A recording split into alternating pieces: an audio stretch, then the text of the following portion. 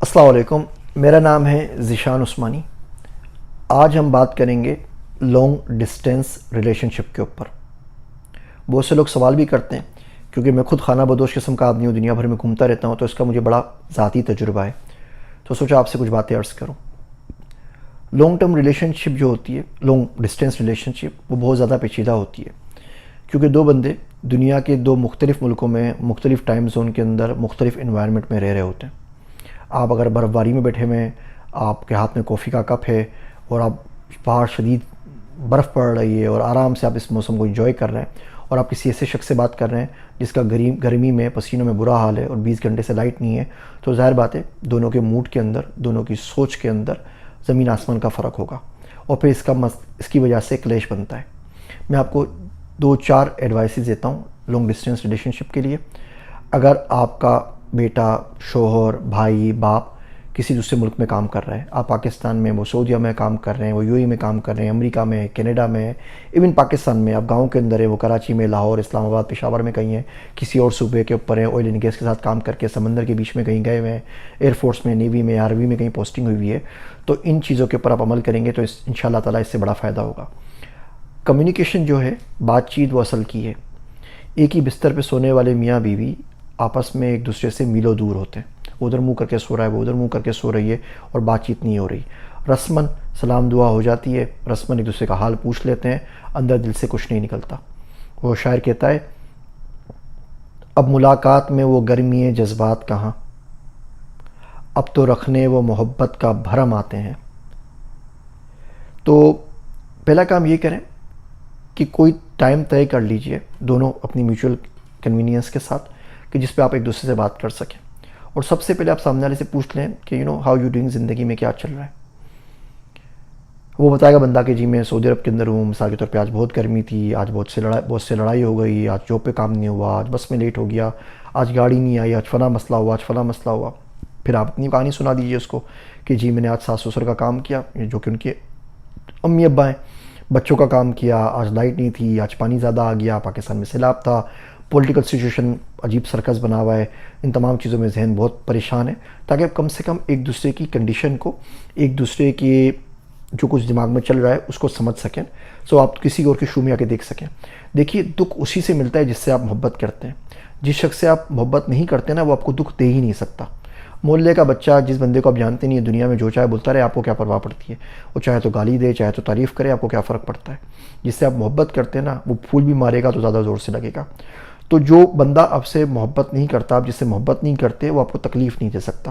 کسی جگہ میں نے بڑی اچھی پیاری بات پڑھی کہ every relation ship in this world is going to hurt you, every relation ship in this world is going to hurt you, you only need to find the once worth suffering four.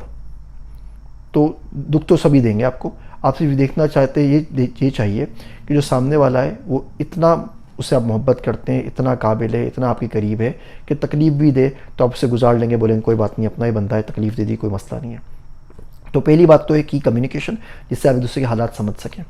دوسری بات، کوئی بھی خطرناک بات ہو، emergency کی بات ہو، دکھ درد کی بات ہو، شکایت کی بات ہو، وہ جب فون کے اوپر بات ہو تب کیا کریں؟ یہ بڑے بڑے وائس نوٹ نہ بھیجا کریں، یہ میسیج نہ کیا کریں۔ آپ نے رات کو بڑھ کے، آپ تپے ہوئے تھے پورے دن کی، تو آپ نے غصے میں وائس میسیج بھیج دیا۔ بیچارہ شور صبح اٹھتا ہے، ابھی وہ فجر کے بعد منہ ہاتھ دھو کے باہر بیٹھا ہے ناشتے کے ٹیبل کے اوپر، آپ کیونکہ اس سے قریب ہیں، بیوی کا پہلا میسیج پلے کرتا ہے اور اس پہ چنگھاڑ سنائی دیتی ہے اس کو، یہ ہو گیا، یہ ہو گیا، یہ ہو گیا۔ اب اس میسیج کی وجہ سے اس کا بیچارہ کا پورا دن برباد ہو جائے گا، سارا کا سارا دن خراب ہو جائے گا۔ آپ تو رات کو میسیج کر کے سو گئے آرام سے، اس کو تو پورا دن گزارنا ہے نا وہاں پر۔ ریورس میں بھی اسی طریقے سے ہوتا ہے، وہ پورا دن گزار کے بیٹھا ہے، اس نے آپ کو غصے بھرا کوئی میسیج کر دیا، 4-5 الٹے سیدھے ٹیکسٹ کر دیے کہ آپ پیسوں کا خیال نہیں کرتی، کوئی کچھ نہیں کرتی، میں یہاں پہ کما رہا ہوں، یہاں پہ محنت کر رہا ہوں، آپ سے کوئی پرواہ نہیں ہے میری۔ جواب میں اب کیا ہوگا؟ جواب میں ظاہر بات ہے وہ دن میں اٹھیں گے، ان کا پورا دن خراب ہو جائے گا۔ تو کوئی بھی ڈینجرس قسم کی ٹینشن والی بات ہو، اس کو کبھی بھی وائس نوٹ پہ نہ کریں، اس کو کبھی بھی میسیج پہ نہ کریں، جب تک آپ سامنے والے سے بات نہ کر لیں، اس کی پوزیشن نہ سمجھ لیں، اس کا موڈ نہ دیکھ لیں، یہ کام نہ کریں۔ تیسرا کام یہ کریں، جب بھی وہ آپ کے پاس واپس آئے تو اس کے لیے زندگی تھوڑی سی آسان بنا دیں۔ وہ 11-12 مہینے کام کر کے مشکل سے 1 مہینے کی چھٹی کے اوپر آپ کے پاس آیا ہے، 15 दिन के पास आया है, अगर आपने पूरे साल के रोने हैं उसके पास रोने हैं, पूरे साल का खर्चा भी उन 15 दिन में वापस मांग लेना है, तो डर के मारे क्या बोलेगा अगले साल, बोलेगा यार मुझे छुट्टी नहीं मिली। और तो गरीब कुछ नहीं बोल सकता ना, बोलेगा छुट्टी नहीं मिली, वो आपके पास नहीं आएगा।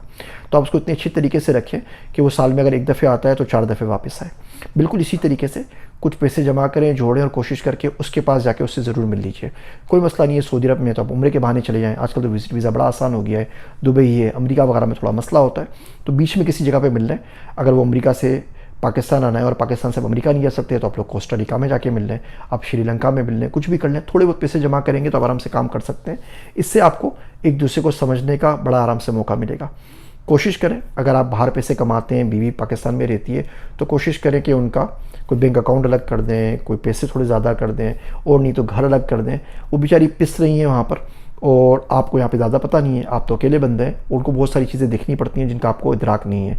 जब तक आप आपस में एक दूसरे से बात नहीं करेंगे तब तक ये मसाइल हल नहीं होंगे। वो मैक्सिको गया, वहाँ पे कहावत थी कि listen to your wife, if you don't someone will. उनको तो रोना है ना किसी ना किसी के पास। और यकीन जानिए ये इतना बुरा हमारे पास माहौल आ गया है कि आधा पाकिस्तान है जिसके किसी ना किसी से अफेयर चल रहे हैं, क्योंकि सुनने वाला कोई ना कोई मिल जाता है, और जब सामने वाला सुनता है तो उसको दुनिया भर की मोहब्बत हो जाती है, सिवाय अपनी बीवी के उसको दुनिया की हर औरत के साथ हमदर्दी होती है, और सिवाय अपने शोहर के उसको दुनिया के हर शोहर के साथ हमदर्दी होती है। और फिर भी वो लोग आग लगाते हैं, गलत फहमियाँ पैदा करते हैं, और इसकी वजह से नस्लें भी तबाह हो रही हैं, घर भी तबाह हो रहे हैं, लोगों के ईमान भी जा रहे हैं। तो लॉन्ग डिस्टेंस रिलेशनशिप के ऊपर communication is the key. Voice note के ऊपर उल्टे सीधे मैसेज ना भेजें, गुस्से वाले मैसेज पे ना भेजें, आपस में बातचीत कीजिए और अल्लाह का खौफ रखिए। अगर आप अल्लाह से नहीं डरते ना, फिर आप जो चाहे करें, कोई नहीं पूछ रहा। अल्लाह से आप करीब होंगे तो आप देखेंगे इन तमाम चीज़ों के अंदर बहुत ज़्यादा आसानी अपने आप आ जाएगी। मेरे वास्ते दुआ कीजिएगा।